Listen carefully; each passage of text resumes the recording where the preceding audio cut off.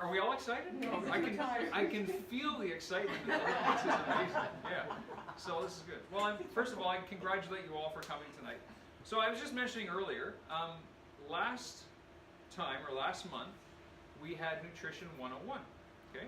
So, and that was just basic nutrition. So we went through the differences between carbs and proteins and fats and, obviously the bad food to get out of your diet and good food to put in, but we're going to cycle that around. So that'll happen again in, let's see, this is June. So July will be Nutrition 103, and then August we'll go back to Nutrition 101. So we've got 3 classes that will just kind of cycle, right? So you're welcome to come again, but just to kind of give people an opportunity to come and see them, right? So next month is Nutrition 103, and I was talking about this earlier, and that's all on supplements and vitamins. So we're going to talk about, and I believe it's 23 different supplements and vitamins that we'll talk about the details and let you know exactly what each one is used for, how it's used, what it does in your body, and what to expect by taking it. Okay, so that'll be a good one too. Okay, so tonight's, you know what I'm going to say, out of all 3 classes, tonight is really the most important, because tonight we're going to talk about how to start a nutritional plan. Because first of all, how many people have gone on a diet? Right, okay, yes, myself included, my hand is up. Right, so typically you go on a diet, and then how many people then have gone on another diet? And then another diet, right?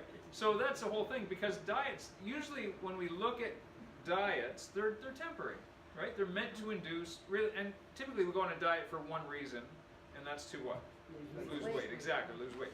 So yeah, you don't need to lose weight, Casey. Yeah. So so diets typically are meant to lose weight, right? But what we're going to talk about tonight, we're going to talk about 2 different nutritional plans. But the goal of those nutritional plans is to really create lifestyle changes, right? So this is something that you can be on for the long term. There's 2 different plans. One's much more extreme. We're going to talk about that one first, and the other one is more of a sustaining type of plan. Okay, so we call them.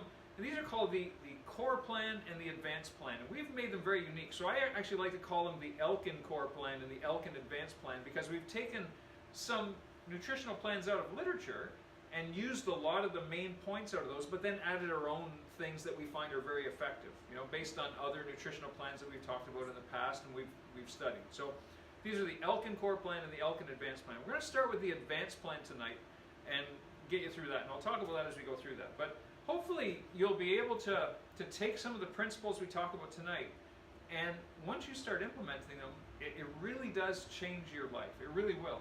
And not only will it create great nutrient intake in your body to combat different conditions and help you fight from different conditions, but a good side effect of that is maintaining a healthy weight. So for some of you it might be gaining weight, for some of you it might be losing weight, right?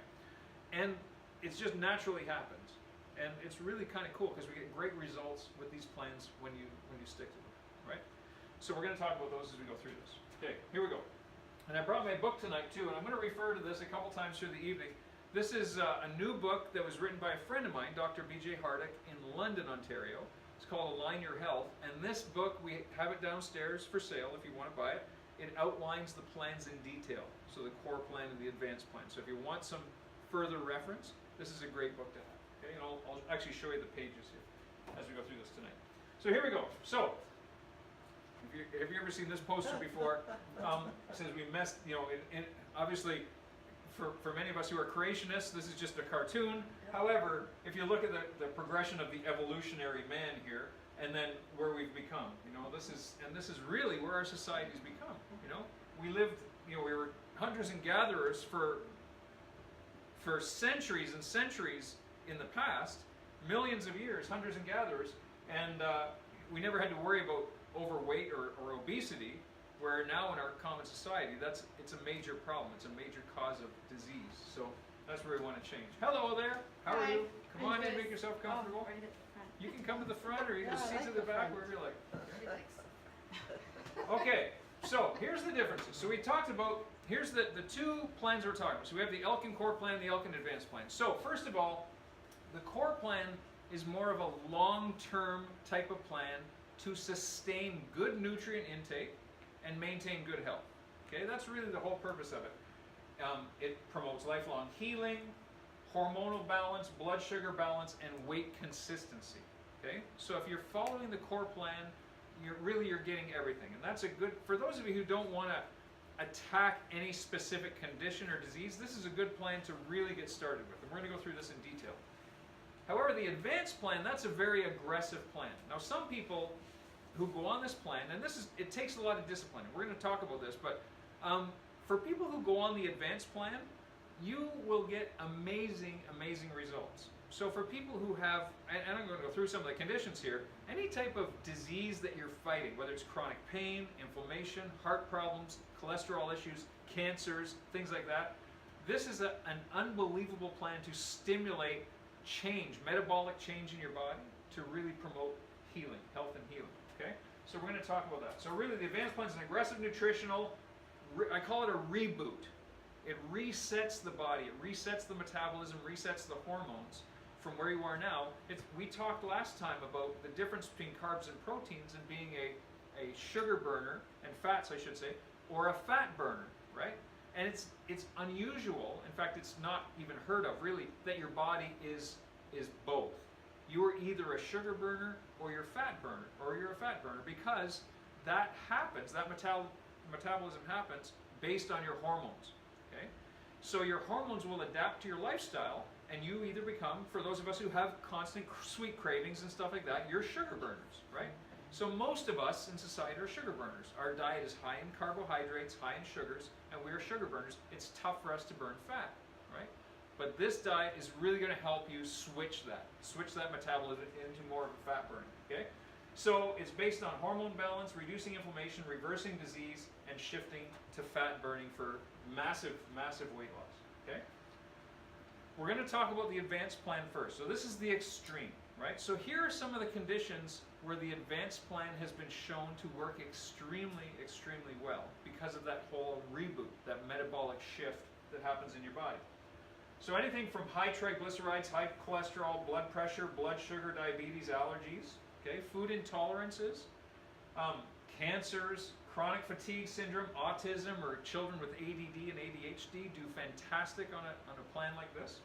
Inflammation, hormonal issues, physical pain, headaches, fibromyalgia, heart disease, digestive diseases, leaky guts, obesity, Crohn's or colitis, or chronic yeast infections. So a lot of different conditions can respond great, because a lot of these are really triggered by inflammatory processes and high sugar, changes in the acid-base balance in the body, and the advanced plan can really help address that, okay? So, here's some of the rules of the advanced plan. So if you decide to go on the advanced plan, here's what has to happen, okay?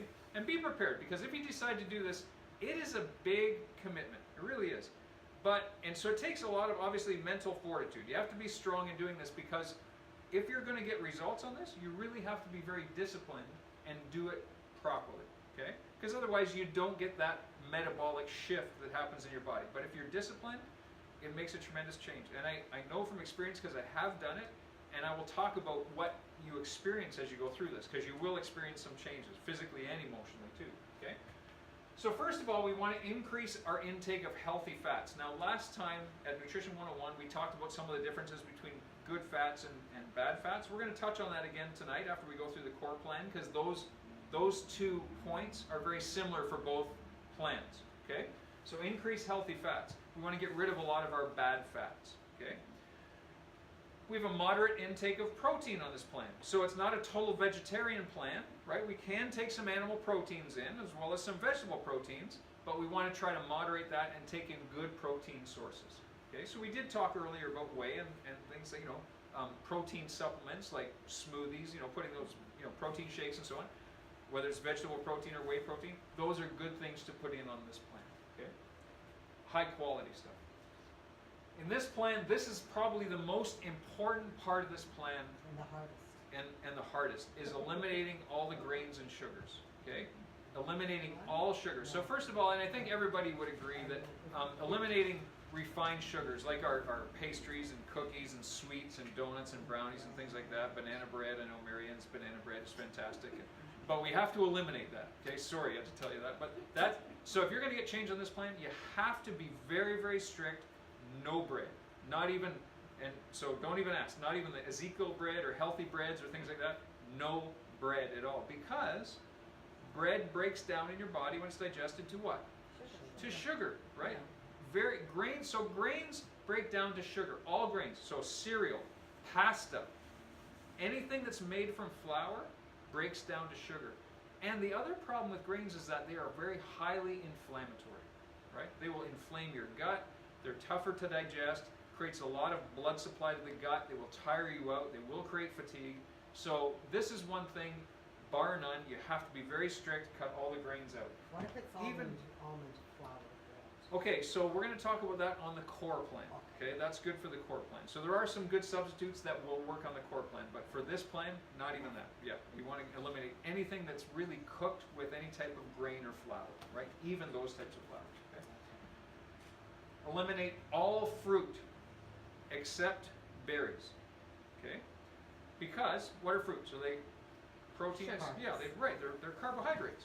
Okay, they're carbohydrates. So fruits will break down into sugar. Now, the difference between fruits and vegetables is that fruits break down to sugar a lot faster. Okay? So what they do is they spike your blood sugar that much faster. So we want to try to minimize that, keep our blood sugar levels relatively even.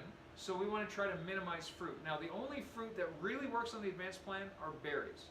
So raspberries, blackberries, blueberries, strawberries, because those have a very low glycemic index. Okay? They won't spike the blood sugar as quickly. So we're okay with berries. Okay? You can add those in. That's okay, and that's a green light for the advanced plan. And then you want to increase all the low glycemic vegetables. Now, which vegetables are the lowest glycemic vegetables? What color are they? Green. Green, exactly, the green ones, right? And here's just a rule of thumb. As the color gets away from green, so you get your yellows, oranges, white vegetables, the glycemic index goes higher. So something, for example, like potatoes, very high glycemic. Okay? What about, red cabbage? You, again, want to stay away from anything that's not green. Cabbage is not bad, right? That's on the lower end of the glycemic index, but you really want to stay away from anything that's not green, right? That would be just the general rule of thumb if you want to get massive results on this, okay? Yeah, What about carrots? Okay, so carrots Because are carrots orange. are Yeah. great for you to see in the They have dark. lots of minerals and lots of Right. vitamins. Minimal. I would say stay minimal with the carrots. I'm sorry? Corn, minimal. Very, very minimal. I would either eliminate or just go very, very small quantities of carrots, right? Okay. Yeah. Good. Same with the only other one that's white that would be good is cauliflower. Yeah. Cauliflower is not bad, right? Okay. And there's a great recipe actually that's in one of our nutrition books about, it's called faux-tatoes, which is actually mashed potatoes made with cauliflower, and that's actually a very good healthy choice. Okay. But corn is not good. Carrots, higher glycemic. Potatoes, very, very bad. Sweet potatoes are a little better because not as bad as white potatoes, but still you want to try to go minimal. Anything that's not green, go minimal. Okay? Yes? What about red or orange peppers? Yeah, so peppers again are not bad, right? Just So the they're, greens better? but yes, again, just kind of the general rule of thumb. If you actually look in the book, there's a list of all the vegetables that are good for each plan. So if you're going to really do the advanced plan very strictly, I would say definitely get this book because it's a step-by-step guide to get through, right? And it'll tell you exactly what's allowed on the advanced plan and what's not. Okay. So just the general rule of thumb there. Okay. All right. So the other thing now, when you start talking about drinks, if you really want to create that metabolic shift, here's what we got to do: no alcohol, none, absolutely none. No soda pop or diet pop. Right? So because soda, like regular soda pop, Coke, ginger ale, it's full of sugar, like massively full of sugar. So that's definitely something you want to get out of your nutrition anyway, right? Diet pop's full of aspartame and artificial sweeteners, so we want to stay away from that. No canned juices or sugary drinks. Well, canned juices, again, full of sugar, so we want to minimize or eliminate those. So even if you're drinking orange juice out of a bottle, orange juice is not a good choice, right? It's full of, a glass of orange juice and a glass of Coke, pretty much the same amount of sugar, okay? Even though one is perceived as healthy and one is not, but still the same amount of sugar, okay? No dairy at all. Cut the dairy all out, right? We do talk about, it's interesting, back in the days, the paleo days, we were talking earlier, farmers would drink milk right out of the cow, which is actually a healthier choice for you, because once it goes to the dairy and it becomes pasteurized and homogenized and treated, then they have to add calcium to it, and they add vitamin D to it, so it's very altered, it's very modified, and that your body just doesn't recognize it as anything that's healthy. So dairy is not a good thing to be putting in anyway, right? So, but on this plan, no dairy. Yeah. What about cheese? Yeah, same thing. Cheese, stay away. Yeah. Egg? So, no, eggs is different, right? So we're going to talk about that. Yeah. Yeah. Eggs don't come from cows. So anything that comes from cows, right? Anything that comes from cows, so yogurts, things like that. Yeah. Now, Greek yogurt, unsweetened Greek yogurt, it's a better choice because it's made from goat's milk as opposed to cow's milk. Your body digests it easier, okay? Should you stay away from that though on this particular plant? I would say in small quantities you can and you'll see that in the book too, okay? Minimize caffeine, right? And especially no sugar. So for you coffee drinkers and whatnot, you want to try to minimize that. So if you're drinking 3, 4, 5 cups of coffee a day, get it down. And that's just a no-brainer, right? You should get that down anyway. Herbal teas are a good choice, and they're actually allowed on this plane. So lots of good herbal teas without sugar in them, right? Don't add sugar, but there's natural, good, healthy sweeteners like stevia or xylitol, or in the health food stores you can get all kinds of different natural sweeteners. I like to stick with stevia. Okay, that's one of the best ones. Okay. All right. Drink. So here's what you can drink. Well, start increasing the water intake. Okay, that's very, very important. And we want to drink good quality water. So reverse osmosis water or filtered water. Okay. You can get a Brita filter. If you're only going to drink tap water, at least filter it. Okay. I would say try to stay away from the tap water, but at least filter it if you're going to drink it, or drink reverse osmosis water or bottled water. Okay. Natural herbal teas. They're naturally decaffeinated anyway, most of them, right? So look for naturally decaffeinated herbal teas. Unsweetened almond or coconut milk is a good choice for using in your smoothies, right? So as opposed to dairy. So if you're making smoothies or protein shakes and things like that, that's a good base to put them in. And I like to use unsweetened cashew milk. That's another one, or unsweetened almond milk. They're very tasty, and I like to go half and half with bottled water or filtered water. Okay. And then raw vegetable juices. So for those of you who haven't tried juicing, there's all kinds of beautiful juicing recipes that you can use if you really want to get strict with yourself and get great results. Okay. So that's the advanced plan. Now, and then the last thing here, and this is my rule on this, so you won't see this in the book. We like to talk about intermittent fasting. So has anybody ever tried fasting? Okay, some of you have. Lois, yeah, okay. So fasting, I tell you what, fasting is great for you. For anybody who reads the Bible on a regular basis, you'll see fasting in the Bible. Like some of the best nutritional advice you'll ever find is in the Bible. And when you read it, you'll actually see all kinds of people in the Bible were fasting for whatever reason. I mean, Jesus fasted for 40 days. But what that does, though, when you're fasting, it really does help reset your body. Because when you eat food, when you're constantly eating food, so for those of you who are eating 3 meals a day or more, there's always blood rushing to your digestive tract to digest that food, right? Your digestion and your immune system are the 2 biggest users of energy. And that's why, think about this. When you're sick, do you feel like eating as much? You don't, right? You look at, for instance, animals, like a dog. When the dog's sick, they won't eat. Because innately, the animals know, and even humans know, that your energy is needed for that immune system, to help grow those white blood cells, the antibody response, and help sustain and fight that infection, okay? So, and dogs inherently know that. So they won't eat when they're sick. So they use that energy, the blood flow goes for the immune system. So if you're constantly eating, whether you're sick or not, if you're constantly eating, you're always getting blood to your digestive system. And guess why you're always tired, right? A lot of people with chronic fatigue, it's just an eating quantity. A lot of that's just because their digestive system is always working, right? So that's one thing we have to reboot. So fasting helps us reboot that. And what we do is we suggest an intermittent fast. An intermittent fast can last anywhere from 8 to 12 hours, okay?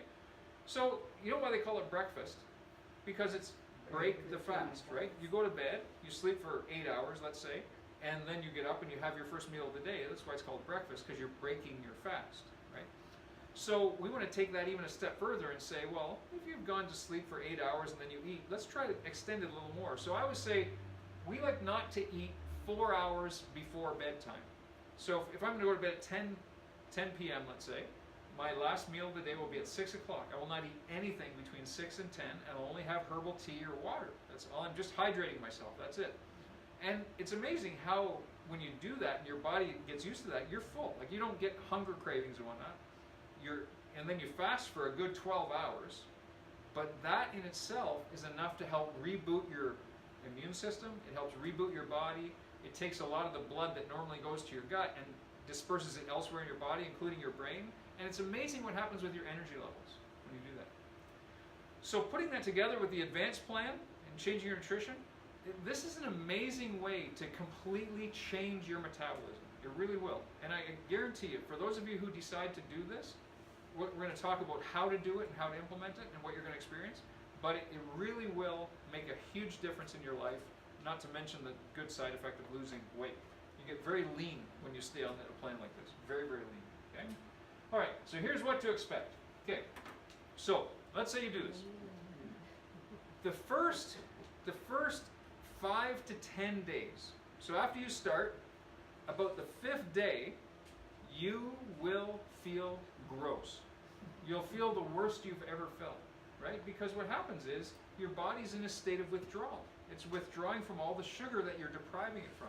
So you'll feel headachy, you'll feel achy all over, like you've been run over by a truck, your muscles will ache, you'll have no energy, you'll feel depressed, like emotionally depressed, like you don't want to get out of bed. It's so easy to cave in the first week, you know, and give in and say, oh, I just want that chocolate brownie that's sitting in the fridge. So my suggestion is, if you do decide to do this, you've got to clean your fridge out first. Don't leave temptation food in your house, because you know, a lot of people who aren't mentally strong enough to get past, then they cave, and then it's back to square one. Because once you cave, it's back to day one again. Okay, so you really got to. But here's the thing: once you go through that, so for probably about 5 days, 3 to 5 days, you'll feel terrible, right? I've never really heard anybody go more than a week, but after you've been on this for, say, 10 days to 2 weeks, you'll feel the best you've ever felt. Your energy levels will soar, you'll feel clearer, you'll feel less foggy, you'll be able to get up in the morning, you'll sleep better, the achy joints, the knees, the elbows, the ankles will go away, and within the first couple of weeks, you'll easily lose 5 to 10 pounds. It'll come off like that. It really will.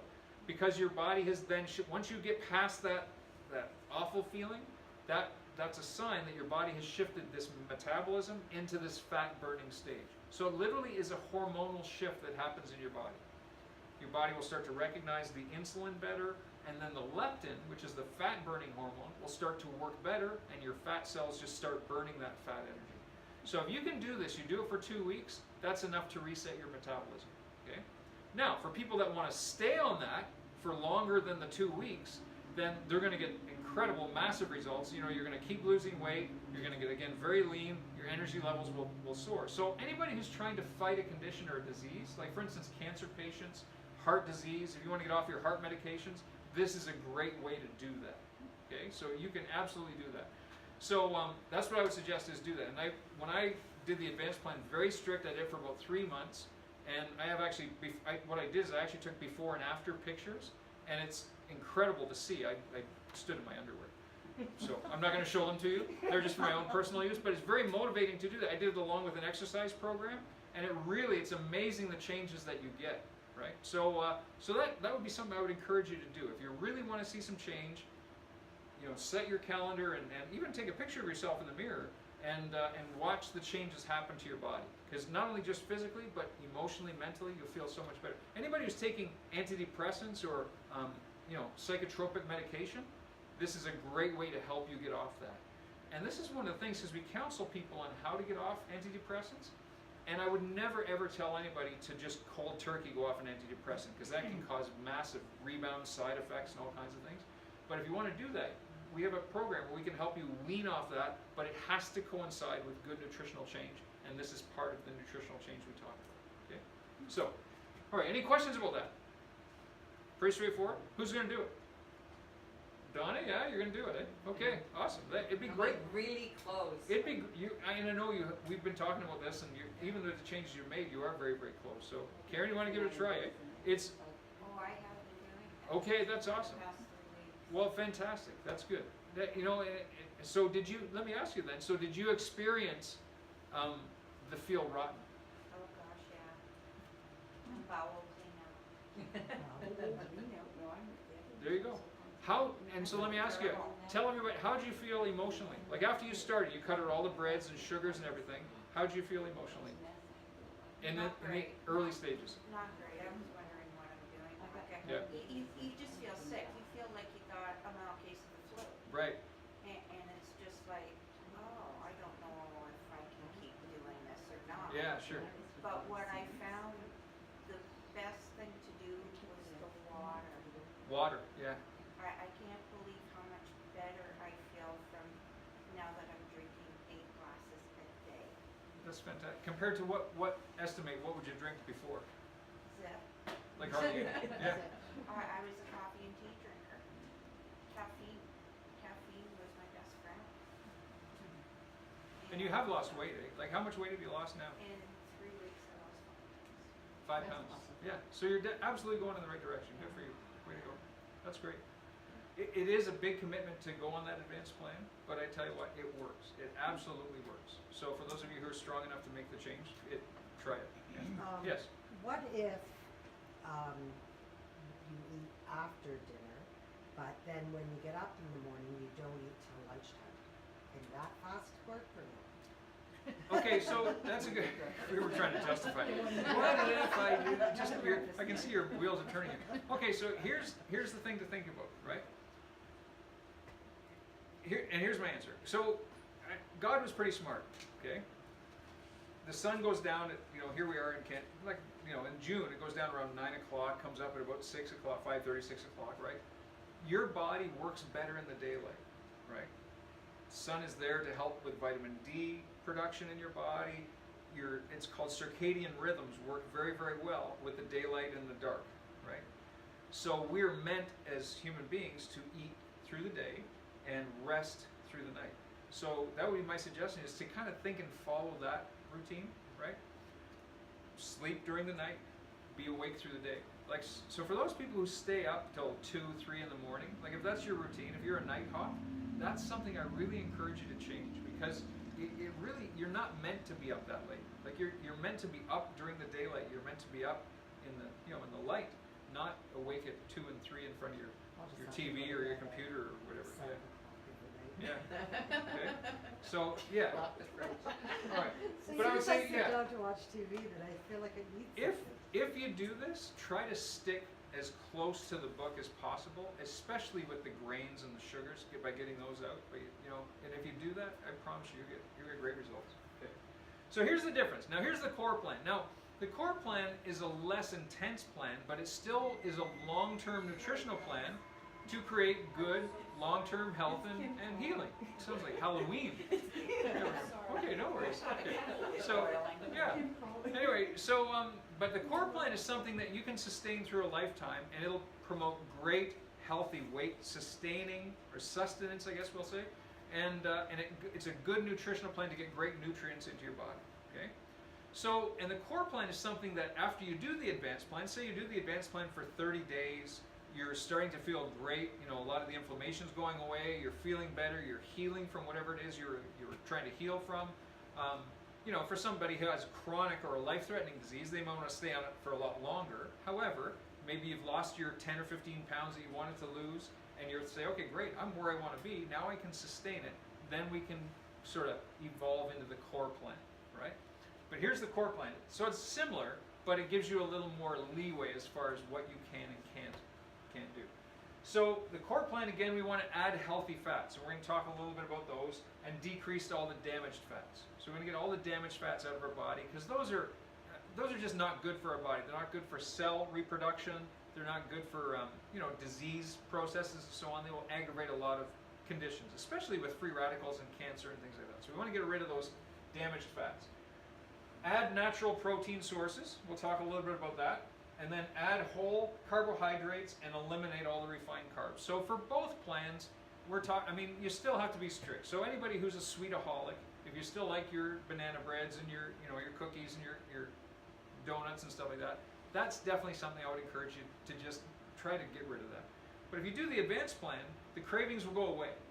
And as long as you're firm with yourself, and you can you won't have those cravings. Like, I don't crave sweets anymore. And there were times in my life that I was a big sweetaholic.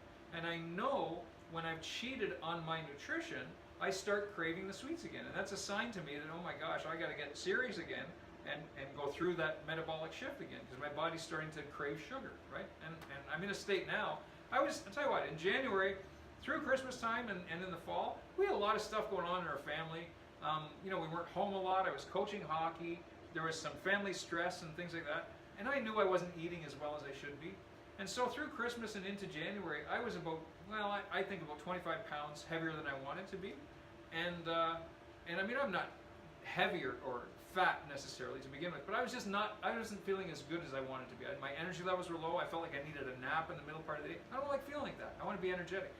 So I made a commitment in the middle of January. It was January 17th. I started my push-up challenge. That's when we talked about our 100-a-day push-ups. Started my push-up challenge, and I went on the advanced plan at that time. And I cut out everything. Cut out all the sugar, all the grains, everything, right? So I haven't had a piece of bread since January 17th. And since January 17th, I've lost 28 pounds. And I'm feeling as good as I've felt in my life. I feel younger. I feel energetic. I don't have to have that nap through the day. I really feel so much better. I had to go out and buy some new clothes because my clothes. I don't know if did you watch the video of Nutrition 101? When I watched the video of that, I had my fat pants on, and I realized I'd already lost about 20 pounds at that point. And I looked at the video, and I went, I look like I'm wearing a tent for crying out loud. So that was a signal to me after watching the video. I had to go out and get some new pants. And anyway. But that's a good problem to have, right? So, all right. So these are the keys for the core plan. So here's some healthy fats, and these are things that you can go and stop at the grocery store and just start putting these into your nutrition. So here's an easy way to do this. If you're finding you're eating poorly, the first thing to do to make the change is not deprive yourself. Just start adding good stuff. And soon the good stuff will start to replace the bad stuff. So if you have a list of good stuff, and again, it's all in this Align Your Health book too, like almonds, flax seeds, pecans, macadamia nuts, so some good healthy nuts, sunflower seeds, cashews, hemp seeds, pine nuts, sesame seeds, walnuts, raw nut or seed butter like almond butter, or even natural peanut butter is a better choice too, right? So tahini, I don't know if that was on there. Tahini is sesame seeds ground up. That's a nice nut butter too. So, and sometimes I'll just have a scoop of that with with a glass of water or a herbal tea, and that's enough for my little snack. So if I want to snack between meals, I'll go. I got this jar of almond butter in the fridge. I'll take a scoop of almond butter, and I love it. I think that's so tasty. That's like a treat for me, and then I'll have it with my herbal tea or something, right? So that's kind of my mid-meal snack. And then, so here's some more healthy fats: olives, avocados, coconut milk, coconut flour. Coconuts are great to get into your nutrition. Good saturated healthy fats. It's really good for you. Helps the heart, helps your body function. It'll actually help you lose weight when you put good healthy fats in like that. Coconut oil, coconut butter, coconut flakes or spreads, right? So coconut's a good thing to start adding. If you're going to get coconut milk, unsweetened, okay? Always look for the unsweetened stuff. Or almond milk, unsweetened almond milk, okay? Animal proteins. So these are good proteins to start to put in. Grass-fed beef, fish with fins. Right? We talked in Nutrition 101, we talked about bottom feeders, shellfish, right? We talked about shrimp and mussels and scallops and lobster and things like that. Bottom feeders, toxic. You want to get those out of your nutrition plan. Fish with fins, says that in the Bible. Fish with fins, good thing to put in because your body loves that. It's good healthy protein, good healthy fats with fish. I love salmon, right? And there's always somebody that says, what about all the mercury in salmon? It's minimal, right? If you're getting Pacific or naturally raised salmon, it's great. Some of the farm-raised salmon, there might be a touch of it in, but usually it's the same people that ask that question are the ones who are getting flu shots with full of mercury, right? So we got to kind of weigh out the pros and cons of all that stuff, right? I eat salmon a lot. I eat it, 3 or 4 days a week. I love it. So chicken, turkey, lamb, bison, venison, and somebody said earlier about eggs, right? What about eggs? Yeah, James said about eggs. So free-range eggs. So if you're going to buy eggs, I would specifically look for free-range eggs. Okay, free-range eggs. That's the most natural. And those are from chickens that are just allowed to run free. They're not farmed chickens. They're not cooped up and fed, steroids and antibiotics and things like that. Okay? And like I said earlier, full-fat dairy. So if you have an option, or if you have a farmer down the road that's willing to sell you a gallon of unpasteurized milk, like right out of the cow, that's fantastic. That's a great way to get some good full fat in it, right? So it's easier to digest than the pasteurized stuff. We said here's some animal protein with healthy fats. So again, grass-fed meat, salmon, mahi, mackerel. These are good fish to eat. Halibut, sardines are excellent for you. Great fats in sardines. Anchovies, and of course we said free-range eggs earlier. Okay. We talked about the coconuts. So these are the oils. Okay, the oils to use. Now, this is one thing, and I can't express enough to change the oil that you cook in. So if you're still buying canola oil or vegetable oil or safflower or sunflower oil, change it. Those are all very unstable oils. They go rancid. Typically they're kept in plastic bottles, right? Which is not good again. You know, there's polycarbonates that soak into or leach into the oil itself. So I would say, stay away from the vegetable oils. So you want to go to coconut oil, olive oil, grapeseed oil, and avocado oil. Those are good oils to heat in that order. Coconut, olive, grapeseed, and avocado. Avocado's not bad, but I wouldn't heat it too high, okay? And then these ones are not suitable for heat, which are the walnut, flaxseed, cod liver oil, or hemp seed oil. They're still good oils to have, good saturated fats. So if you're going to use oil and balsamic vinegar on a salad, you know, something like that, those are good oils to use, okay? And now you can get actually some flavored olive oils. You know, they might have a little garlic in them, or citron olive oil. Really, really tasty stuff. So you can get really creative with this. Damaged fats to avoid. Now we talked about this. So here's one thing we're going to talk about label reading tonight. So this is something to really try to identify is the hydrogenated oils. Number one on the list, hydrogenated oils.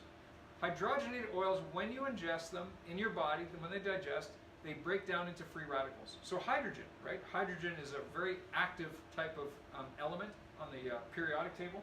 So hydrogen we want to get out of our diet, anything that's hydrogenated. Rancid oils, like we said, the corn, vegetable, the canola, sunflower, safflower, soybean oils, get them out. Trans fats like margarine, so if you're still using margarine, you want to shift to pure unsalted butter, right? That's a better choice for you. And don't be fooled by the marketing. So even the margarine that says like olive oil margarine or whatnot, we're going to talk a little bit about some marketing deception. Margarine is not a healthy choice. It's a synthetic thing. It's not. It's a man-made food, right? It's not a natural-made food. Your body can't recognize it and digest it well. It has very little, if no nutritional value, and it's damaging. Roasted nuts and seeds. Okay. Be careful with the roasted stuff. So raw almonds. The roasted almonds are worse for you because they get denatured. Pasteurized and homogenized dairy. We want to get that right out. Okay, here's some grain-free carb replacements. Now you asked earlier about almond flour. So this is a good place to start putting these in. So if you're doing the core plan, we want to eliminate wheat, you know, and a lot of the grains, right? So still on the core plan, you still want to minimize your bread intake, your pasta, you know, especially the white breads. Because white bread has no nutrient value at all. So I would say, no matter what you're doing, get the white bread, white buns out of there. White rice, it's all blanched. There's no nutrient value at all. So, but these are good substitutions. So if you like to bake, start looking at flaxseed bread, muffins, or crackers, almond flour, and baked goods. So that's a good thing to bake with. And you can even make cookies and cakes. And then Ezekiel bread. So if you still like the bread, Ezekiel bread is a nice bread to add in because it's sprouted. So it has a very low glycemic index compared to regular wheat bread or stone ground bread or whatnot. You have to buy it in the deli section, and you have to keep it in the fridge. Now, it won't last as long as a loaf of Wonder Bread, which usually lasts for a few months. But the Ezekiel bread, you know, you probably have to use it up within a few days to a week at the very, very most. Okay, and you got to keep it refrigerated. Okay, so those are the two plans. So remember that if you aren't what you eat, because you know the saying, we are what we eat, right? But if you aren't what you eat, then you end up becoming, you are what you are eating ate. So you got to think about that one.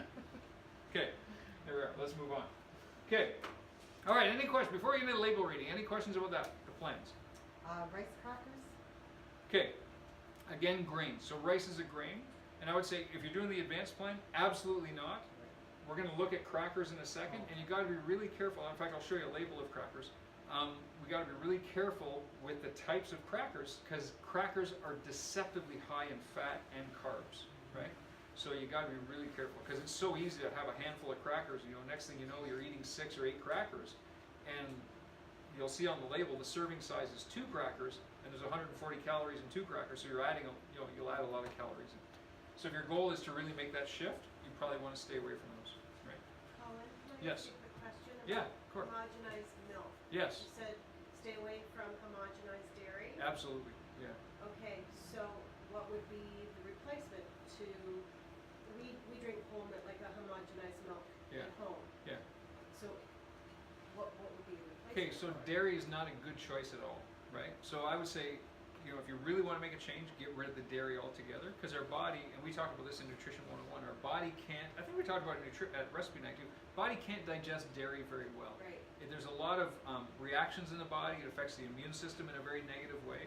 So, and then even if you take milk right from the cow, that's obviously a better choice. Yes. It's still not the most optimal choice for people. You know, your body still doesn't recognize a cow's protein as something that's very digestible, even right out of even raw milk, right?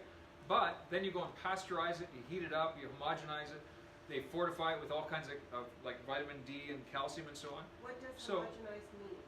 Well, the homogenization is the process that they use to change the amount of cream in the milk, right? So Okay. homogenize. Is it still a fat? So yeah, so homogenized milk is fattier than, Yeah. like for instance, 1%, 2%, or skim milk, right? So and then the pasteurized is just like a sterilizing effect where they heat it up really quickly to very high temperatures, right? But what happens is those two processes really denature the milk, it denatures the protein, and the body recognizes that as a foreign substance. So it's really not a good source of protein. Okay. And so we always say that, like for instance, in our house we don't really buy milk at all. We use almond milk, like unsweetened almond milk, cashew milk. You know, and the boys have gotten to use it. We don't eat cereal anymore. But So is there goat's milk? yeah, goat's milk. You can get That's goat's milk. better Yeah, digestible. goat's milk is because it's a much smaller protein. The goat's milk protein versus the cow's milk protein is much smaller, so it's easier to digest. So there's less allergic reactions or immune system, you know, food intolerances with that. Yeah. So if you really want to get serious about it, I would say get off the dairy for sure. Right on Yeah. there. Your boys are probably raised on dairy, you know, and Yeah. yeah, and we did that too when the boys are younger, but we switched away from that. Yeah. And honestly, they don't miss it now. Okay, Yeah. that's good to know. Okay, so we're going to talk about labels here, okay? And this is hopefully by the time you leave here tonight, you'll be able to go to the grocery store, look at the label, and know exactly what every little thing means here. So if you have any questions as we go through this, please fire away, okay? Because this is really a learning experience for me. I mean, I can read labels pretty good, but I actually went to the Health Canada website that has all the guidelines and rules for labeling food, and so I brought some of that into this nutritional talk here. So I'm going to show you, because there's a lot of marketing deception stuff.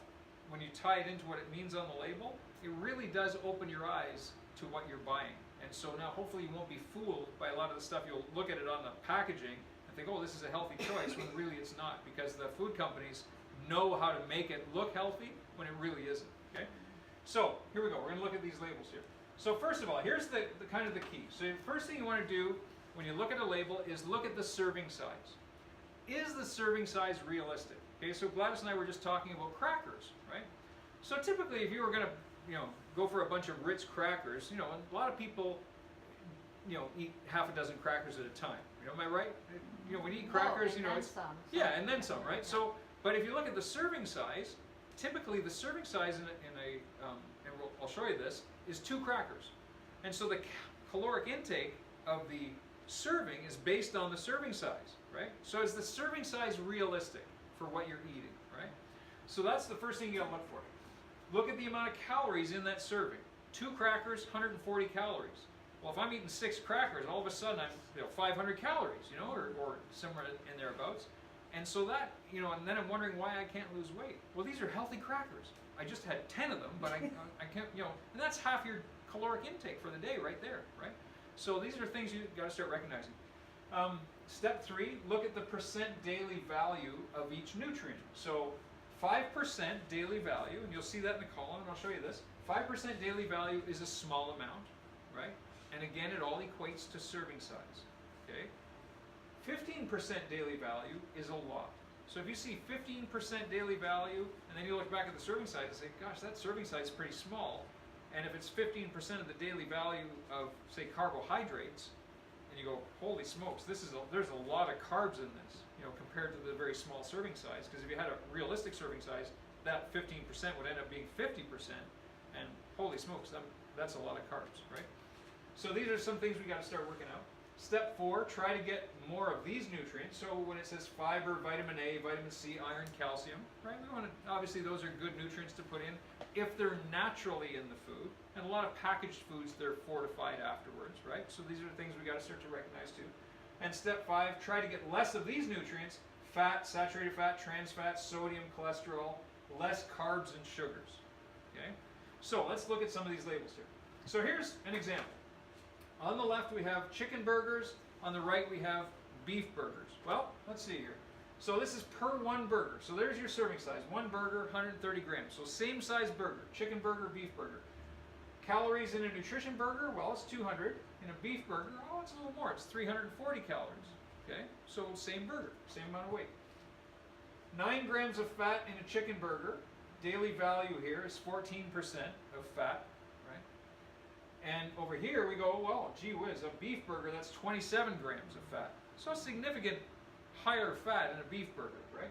Which is common. You're going to find obviously more fat in beef. You notice when we talked about good proteins to have, what type of food, what type of meat was not on there? Anybody recognize? Beef. There is no. I think there was some. Pork. If you had like lean beef, pork. Yeah, exactly. No pork. Yeah. So pork is it's not a good healthy protein to have. There's not a good lot of protein value in there. It's high in fat, it's high in toxicity. We talked about that at our other seminar too. So now here we go. Now you go down. So saturated fat and plus trans fat, you got 2 grams and 1 gram of trans fat. So here we have a lot higher saturated fat. We got 12 grams in the beef burgers. And you look at daily values here. This one says 15% of saturated fat. Well, here we're up to 70% of saturated fat in beef burgers. So beef burger, all of a sudden you're getting a lot more fat with the beef burger. Cholesterol are about the same, 70 milligrams. Sodium, now here's a big difference too. Back to the chicken burger now, you've got 800 milligrams of sodium. So if you're concerned about your salt intake, that's something to recognize. 33% of your daily salt intake with just one burger, right? And that's a concerning thing for a lot of people who have blood pressure issues. If you're on blood pressure medication, you want to really start watching your sodium, because there's no point in putting a lot of sodium and salt into your body and then go taking blood pressure medication. You know, it's kind of a contradiction there. So this is very high in sodium, so 33%. And then over here you got sodium at 330 milligrams, still pretty high, 14%, but a big difference here, a lot higher in the chicken burger. Carbohydrates are about the same, 4 grams, 3 grams. So typically in a burger, there's less carbs, more protein, right? And more fat. 0 fiber, 0 sugars. This one's got a little more sugar in it, but still negligible, just 3 grams. So 25 grams of protein, 24 grams of protein. So really you're getting the same amount of protein. Typically per meal, you want to average around 20 grams of protein. Okay? Generally, that's the general rule of thumb, 20 grams of protein. And we always say that for a piece of meat, it's usually the palm of your hand without your fingers, right? So if you're kind of gearing on, for instance, a burger or a piece of chicken or turkey or fish or whatever, that should be your serving size. A lot of times we eat, even if we're eating healthy, we can't lose weight because our portions are way too big. We go have 2 of these burgers, all of a sudden we double that amount of protein. You're getting 40 grams of protein. Well, if your body's not going to use the protein, it turns into what? It will turn into fat. Absolutely, it'll turn into fat. Okay.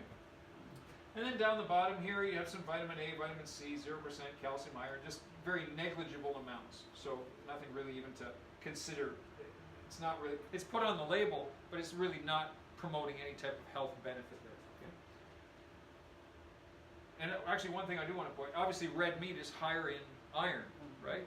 So, as you see here, 30% iron versus 2% iron in the chicken.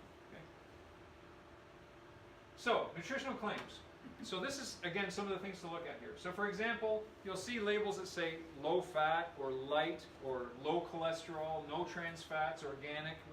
So these are, again, some of the rules from the Health Canada website that will talk about how they're allowed to put those on there. Okay? And this is kind of eye-opening when you look at it. So here's a nutritional label, and we go down here where it says, here's one of the claims on the label. It says, not a significant source of saturated fat, trans fat, cholesterol, fiber, sugars, vitamin A, vitamin C, calcium, or iron.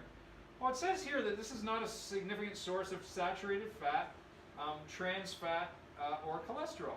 We look up here and say, well, fats is 0 grams. Okay, well, understandable. Not a significant source of carbohydrates. Well, that's 0% here. But then we come over here, and this is actually, just enlarge this here, where it says, so this is something you got to look for on the label. The problem is that when it says a claim like that, the claims are all based on what Health Canada will allow them to say based on their serving size. So for example, let's say, let's go back to your cracker example. Let's say if you had half a dozen crackers, let's say there were 10 grams of trans fats in those half a dozen crackers. So what does the serving, or what does the nutritional company or the food company do to minimize that trans fat per serving? Is that, what do? They reduce the serving size, right? So the serving size goes down to 1 or 2 crackers. The trans fats, for 1 or 2 crackers is obviously a lot less. It's less than the threshold that Health Canada requires them to report. So then they can put the claim on the package to say no trans fats, right? And that's exactly how it works. Now I'm going to show you some examples here. So here it says, for example, source of fiber. Source of fiber means the food contains at least 2 grams of fiber in the amount of food specified in the nutrition facts table. High source of fiber means at least 4 grams of fiber. Very high source of fiber means at least 6 grams of fiber. So if you're looking for foods high in fiber, so for them to use very high source of fiber, it has to be at least 6 grams. So again, these are all regulations from Health Canada. For them to make a claim of low fat means the food contains no more than 3 grams of fat in the amount of food specified. So if they want to make a low fat food, like let's say for example low fat chips, right? Then this is a big marketing thing. So I want a bag of chips. Oh, I think I'll get the light Pringles. That's a much healthier choice. Well, if you look at the serving size from a regular, bag of chips versus a light bag of chips, the serving size is less. So therefore, the amount of fat, saturated fat, is less or low. So then they can claim low fat because the serving size is less, right? So now start looking for that when you see the claims on some of these packaging, right? Here's another one. Cholesterol free. So the claim cholesterol free, if you see that on the package, means that the product has a very small amount or less than 2 milligrams of cholesterol in the amount food specified in the nutrition facts table. And it's also low in saturated fat and trans fat. Well, again, same thing. Less than the serving size, cholesterol goes down per serving, and there we can put on the packaging, no cholesterol. And everybody goes, oh, fantastic. This is great for my, I can take 1 less Lipitor this week. Sodium free. So if they say sodium free, claim means that the amount of food specified in nutrition contains less than 5 milligrams of sodium. So it's not actually sodium free. It has to be less than 5 milligrams. So if we lessen that serving size enough to make it less than 5 milligrams per serving, it still has sodium in it, but they can claim sodium free. So we think as we're buying it, it's a healthier choice. Okay? Reduced in calories. And so this is all very common stuff because a lot of us look for reduced calorie foods in the supermarket. Well, I'll get the light stuff or I'll get the reduced calorie. Reduced in calories means it has at least 25% less calories than the food it's being compared to, right? So most of the time it's being compared to the regular version of that food. So whether it's reduced calorie peanut butter or reduced calorie chips or things like that, maybe the amount of sugar is less or the amount of calories are less in that, and maybe the serving size is the same, but they've taken out some of the sweetener, some of the sugar, some of the fat. Okay? I've always heard stuff like, if they've taken something out, then they've added something. That's exactly right. That's exactly right. A lot of these, and that was very common in the low-fat craze. If you look at a lot of the low-fat foods, like for instance dressings and things like that, they add a lot of sugar, right, to help flavor it. So it's less fat, but it's much higher in sugar. Okay. So that's definitely something to be cautious of. And so when you're looking at low-fat stuff, you're really only getting if it's only 25% less the calories, it's really not that much of an advantage anyway, right? If they use the term light's allowed only on foods that are either reduced in fat or reduced in calories, at least 25% compared to the regular version. Okay, so sort of same as kind of low fat. But light, be careful because light is also allowed to be used for foods that have a different taste. So they might not be less calories, but they just have a different taste compared to the regular food. So they're allowed to use that term for that as well. So they might put light on the packaging, even though the caloric intake is exactly the same, it just tastes a little lighter or a little different. So they use that term as well. Organic, right? A lot of us, look for the organic packaging. And for example, I brought this picture here. Organic cookies, right? Organic cookies. Oh, great, organic cookies, right? So, organic cookies. But to use the term organic on the package, only one ingredient in the product has to be 95% organic. One ingredient. So if you look at the ingredient list for a cookie, I mean, it's got 50 different ingredients. One of them's organic, they can put organic on the label. Right? That's crazy. So it is kind of deceiving, right? So under the ingredients list, would they, if it's all organic, would they specify organic this, organic that, organic this? Would they name each product that's in it That's a good question. organic? I never saw on the website, the Health Canada website, that specific stat. So I don't, and again, in looking at labels, I've never seen a nutritional label that actually says made from I have. organic. Have you? Okay, so that's a good question. So there's Yeah. products that Goodness Me, if you're looking for an organic, say, organic mayonnaise, avocado oil, it Yeah. will specify organic avocado oil, organic, whatever else is in it. And In the ingredient list. in the ingredients. Fantastic. So that's good. So that'll give you a So- better idea, right, of what you're buying. So I guess my question is that, does that mean it's more organic than say something that's just, say it was organic avocado oil and then nothing else was listed as organic in the listing? Right. Would that, is that Yeah. meaning Okay, that so the rest is not hold on to organic? that question because I'm going to show you something coming up here Okay. that will show you which ingredients are in a food and in what quantities they're in. And it's kind of eye-opening to see that as well. Okay, so I'll come back to your question in Yep, just a second. yep. Okay. So here's some different claims. So for them to say, okay, well, if they're able to use the term, let's say free, no, whatever, no, zero, zero, either the number zero or the word zero or without, whatever it is, fat, sugar, calories, whatever.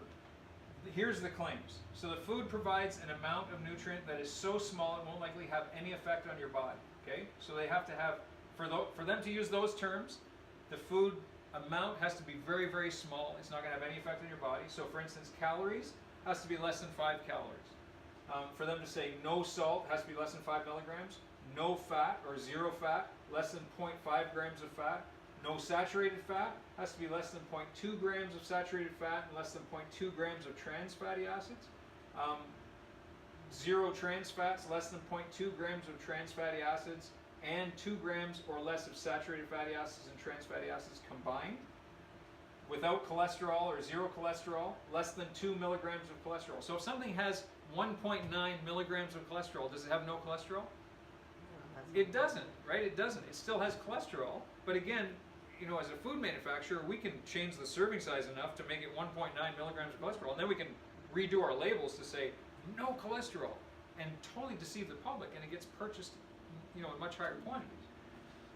And same with sugars down here. So for them to say zero sugar, no sugar, it has to have less than 0.5 grams of sugars and less than 5 calories. So there's still sugar in there, right, in the packaging, but the serving size has obviously been lessened to allow them to use that claim. Okay. Here's more terms. So if they want to use the term light, lean, or extra lean, right? So you're buying extra lean beef, for instance. This is exactly what I'll tell you. So the food is processed or modified so that it contains at least 25% less of the nutrient when compared to a similar product. So this is to use the term light. So energy levels, 25% less calories, or fat, 25% less fat.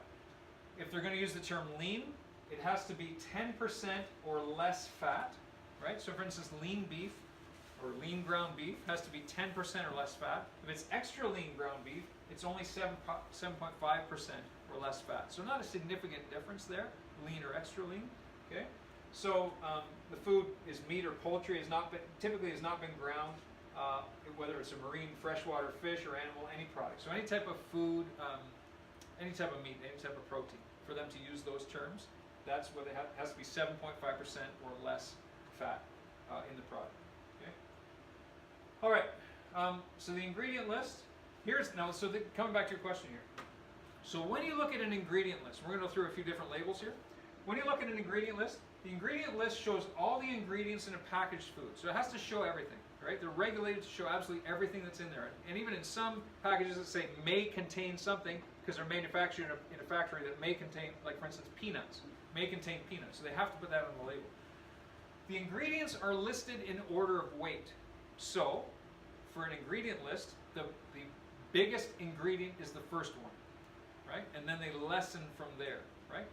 So to go back to your question, so if the first ingredient says 95% organic, or it's an organic oil or whatnot, for instance, in your mayonnaise, and that's the first ingredient, then yes, that product would be largely organic because the majority ingredient is an organic ingredient, right?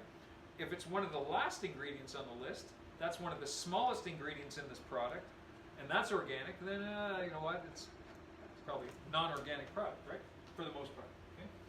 List and order weight means the foods that contain more of the ingredients found at the beginning of the list. So for the example, the ingredient list below is for brand cereal. So we've got an ingredient list for brand cereal.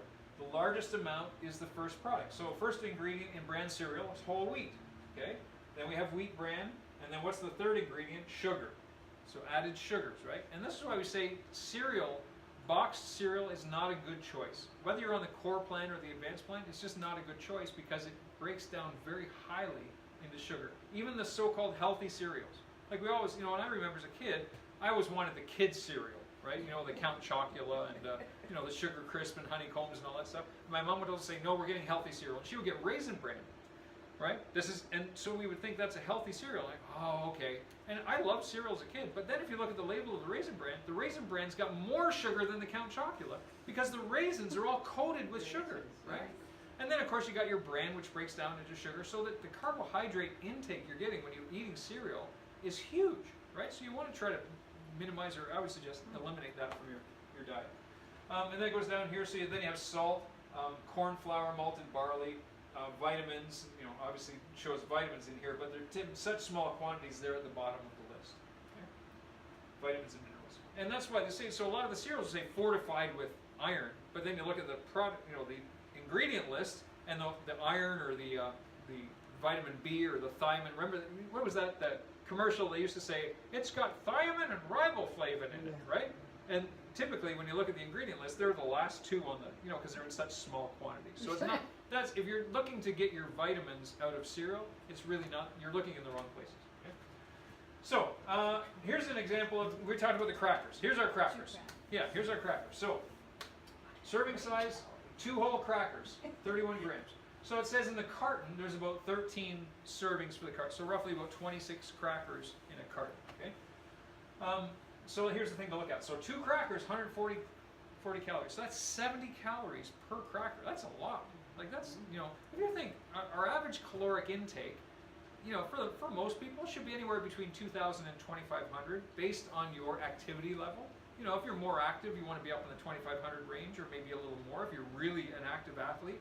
But if you're a very sedentary person, you want to keep your caloric intake down, to the 2,000 mark or maybe even a little less, because your body doesn't need more than that, doesn't need more energy than that, and anything else is just going to turn to fat.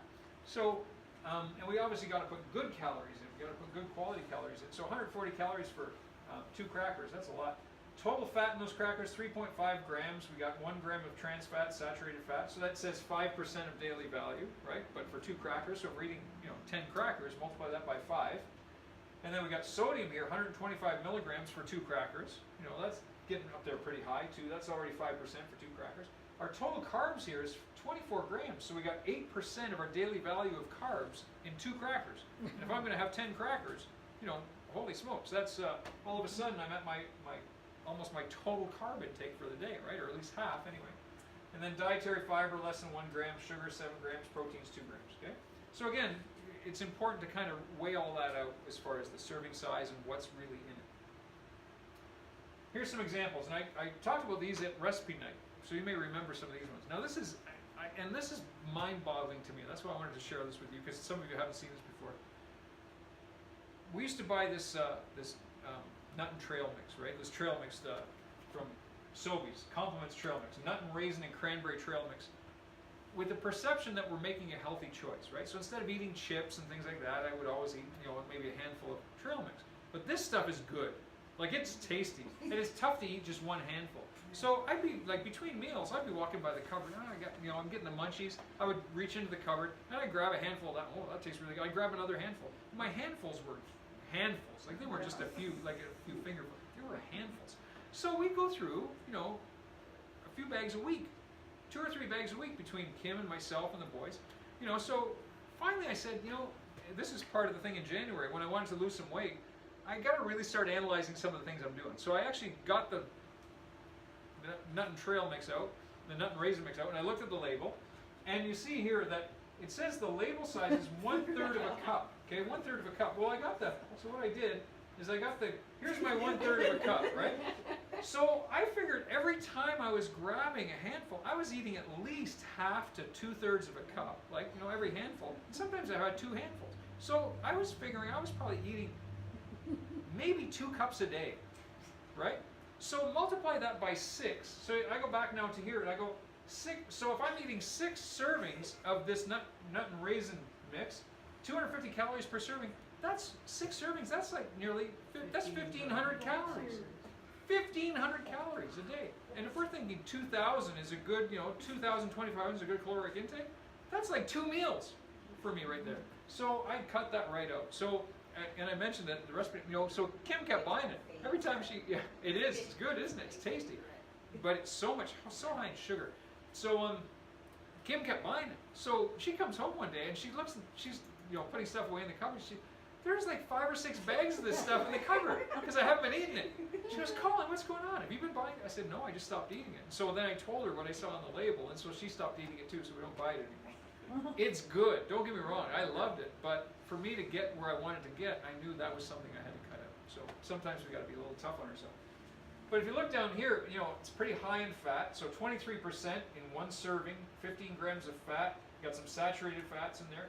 It says no cholesterol, big deal, but we come down here, but this is the big thing here, is the sugars. 12 grams of sugar, you got 23 grams of carbs, right?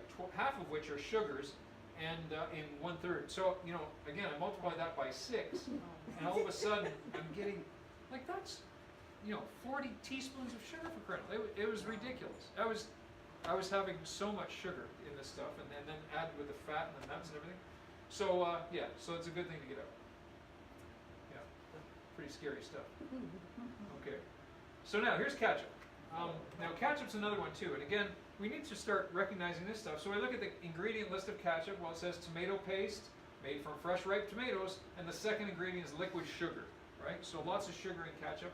Now it says only 1 tablespoon, you know, which is 15 milliliters of ketchup. You know, and I'm going to say for most people, when they're putting it on a burger or putting it on scrambled eggs or whatever, you're using a lot more than 1 tablespoon, right? So again, you got to be cautious of that. 20 calories per serving, but again, lots of carbohydrates. Okay, you got 5 grams of carbohydrates per serving, so again, just some things to recognize. Lots of salt in there too, 140 milligrams of sodium. Mustard, on the other hand, is a better ingredient, right? And actually, this is one thing I wanted to identify too. With the ketchup, if you look down here, you see ripe tomatoes, liquid sugar, white vinegar, salt. Here's where it gets a little scary: onion powder and spices. Last I checked, onions weren't made of powder, right? So whenever you see something like onion powder and spices, more than likely that's high in MSG. Okay, and you really want to minimize the MSG, because MSG and some of these spices are, they're basically excitotoxins. So they will definitely have a bad effect on your nervous system, especially on your brain, and they've been shown to be highly additive to the causes of dementia and Parkinson's and all, like Alzheimer's and Huntington's disease, and you know, a lot of these dementias. Okay, so these are things we got to be, again, wary of. Whereas on the other hand, mustard, and I'll compare the ingredient list here. So mustard has, you know, again, 0 calories for the same serving size, right? 1 teaspoon. This has 5 millimeters. 1 teaspoon versus a tablespoon, but 0 calories. It's got a little bit of sodium in it, no carbohydrates, no protein. It says right here, not a significant source of saturated fat, trans fat, cholesterol, fibers, sugars, vitamin A, vitamin C, or calcium. But if you look at the ingredient list up here, white vinegar, water, mustard seed, salt, it actually here identifies the seasonings or spices, turmeric and paprika. So it actually tells you what season. So you don't have, it doesn't say spices, right? Or it doesn't say something powdered. So that's a much healthier choice. Mustard seed is grown in the ground, so it's a much healthier choice. Okay. So as far as condiments go, mustard's a better choice than ketchup. Maple syrup, and this is astounding when you see the amount of sugar in maple syrup. For those of you who like to have your pancakes on the weekend or French toast or whatnot, be careful with the maple syrup. So here's 3 tablespoons of maple syrup. So 3 tablespoons, well, will that cover my pancake or my French toast? Well, most people, I'd say, probably put a little more than 3 tablespoons on. 180 calories just in that three tablespoons. But look at the sugar here. We got 45 grams of sugar, which is 15% of our daily intake of sugars, and it's all sugar. It's all 100% sugar. So that's something that, again, you got to be wary of, right? Maple syrup, very, very, yeah, 100% pure. So even, and I would say, if you're going to have maple syrup, have the 100% pure stuff. Don't buy the Aunt Jemima stuff or the other, synthetic maple syrup. Some of those maple syrups don't even have maple syrup in them. They're all just chemicals. They taste like maple syrup. Yeah. Kraft dinner, right? Okay, so Kraft dinner. This was a staple when we were students back in university. But again, pretty scary. When you look at the serving size of Kraft dinner, it says here 1/4 of a box of Kraft dinner. Now, I don't know about you, but and my son, and I think I told you guys this, my son was a Kraft dinner-aholic. He loved Kraft dinner. When he was away at school, it'd be Kraft dinner. He'd come home and make a whole box, and he would eat the whole box. And then he'd pour ketchup on it, right? So, but 1/4 of a box is 210 calories just with the noodles. But then if you prepare with the synthetic cheese and the stuff you put on it, it goes up to 240 calories. So it's 1,000 calories per box. And then if you're adding ketchup, it's even more than that. Okay? So let's say you eat a half a box of Kraft dinner. That's 500 calories. All kinds of fat. You got cholesterol in there. Lots of sodium. 330 milligrams of sodium. Lots of carbohydrates. 40 grams. So there's tons of sugar there. So that's why I say, for the advanced plan or the core plan, pasta, get it out. Any type of pasta, especially like synthetic pastas like that, where you're adding sauces and cheeses and stuff to them. For those of you who like spaghetti or like pasta, I love pasta sauce. Like a nice tomato pasta sauce, especially homemade stuff, is fantastic. What we do now is we'll get zucchini noodles, or we have a spiralizer, right? And we'll cut up a zucchini, and it actually makes like spaghetti noodles in zucchini. We saute them in olive oil, right, to soften them up a little bit, and then pour nice tomato sauce over top. Beautiful. It's a beautiful, really nice meal. It really does. It's filling, and it tastes just like spaghetti, really. So that's again not a good choice. Here on the other hand is actually a good choice, right? So you get these in the grocery store. Simply Nature egg whites. Now I love egg whites because egg whites provide good protein, right? So if I'm trying to add protein to my diet and substitute, carbs and stuff for more protein, I'll make an egg white omelet or just some scrambled egg whites, okay? And so for a 1/4 cup of these liquid egg whites, it works out to be about 2 egg whites, okay? So 1 serving is a 1/4 cup, which is pretty realistic because when I pour, I'll make probably about 4 egg whites, so about half a cup. I'll use about half a cup of eggs, scramble them up, and sometimes I'll add 1 egg to that. So I get 1 yolk and the vitamins and whatnot, because the yolk's full of vitamins, right? 1 yolk and 4 egg whites, and it makes a beautiful little omelet. I'll throw some vegetables, onions, maybe some mushrooms in there. Beautiful little egg white omelet. Low in calories. You have no fat, no cholesterol, a little bit of sodium in there, some potassium and so on. No carbohydrates at all, right? Egg whites are a good choice. No carbohydrates. 7 grams of protein. So this is really a nice option. And if you look at the label, ingredients, egg whites. That's it. Just egg whites. Contains egg. That's it. So it's a nice option to have, right? And it's easy. You can keep a carton of those in your fridge, and you're ready to go. You just pour them in a frying pan. 5 minutes later, you got a nice omelet. Here's another nice choice, right? We use this almond butter, right? This is one of my go-to snacks. So I keep a jar of this in the fridge. I don't spread it on bread or anything because I don't eat bread, but like I said, I'll use a spoonful, and sometimes I'll put it on apple slices, right? If I'm eating an apple, it's really nice, tasty, or a piece of celery, right? Nice on celery. And if you look at the ingredient list here, roasted almonds. That's it. It's the only ingredient. So the less ingredients you see on the label, typically the healthier the food is, right? When you start getting those ingredient lists that are a page long, it's probably food to stay away from. On the other hand, here's regular peanut butter, right? So this is just Planters peanut butter. Be careful of the sugar content in peanut butter. If you're eating just regular peanut butter, whether it's Kraft or Jif or Skippy or Planters, whatever it is, if you look here, ingredients, roasted peanuts, the second ingredient is sugar. So lots of sugar, and you'll see here, hydrogenated vegetable oil, very unstable vegetable oil. They add that to peanut butter so it doesn't separate, right? If you buy the natural peanut butter, you got to keep it in the fridge because it gets oily, right? Separates. But turn it upside down in the fridge, oil goes to the bottom, then when you turn it back over and open it, you got the peanut butter, right? So that's a nice thing to do. I noted roasted. Weren't we supposed to stay away Hey, from stay away from roasted. Yeah, so that's why I'm saying this is not a good choice, right? Yeah, that's good pickup there. Yeah.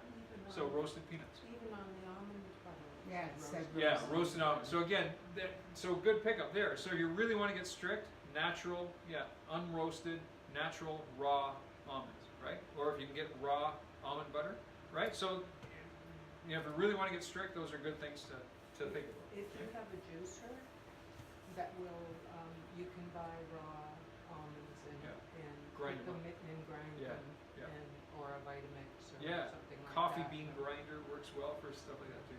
Yeah, good idea. And then just add some filtered water to it to make it softer. Yeah, good.